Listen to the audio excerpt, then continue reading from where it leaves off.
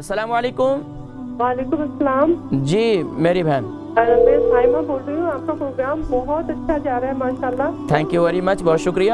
آپ کا اللہ تعالیٰ آپ کو زندگی صحت دے، لیکن مجھے اپنے بارے میں آپ سے بات کرنی تھی۔ فرمائیے۔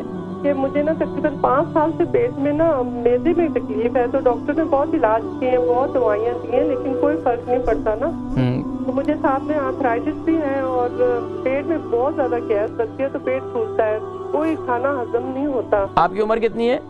میری تقریباً 50 کے قریب ہے۔ 50 کے قریب ہے۔ تو ٹوائلٹ وغیرہ برابر جاتی ہیں؟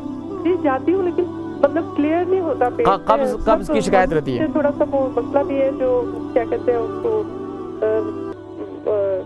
سمجھا نہیں سکتی، شاید آپ کو تھوڑا مجھے اچھا نہیں لگ رہا۔ چلیں کوئی بات نہیں ہے، میں سمجھ گیا، میں انشاءاللہ ذکر کرتا ہوں۔ آپ پروگرام دیکھیں، میں ذکر کرتا ہوں، میں سمجھ گیا، ٹھیک ہے۔ بہن سائمہ ہے، 55 سال ان کی عمر ہے، اور بتا رہی ہیں کہ 5 سال سے یہ معدے کا 5 سال سے معدے، ان کی امی غالباً ہیں، ان کی امی جو ہے 5 سال سے معدے کا شکار ہیں۔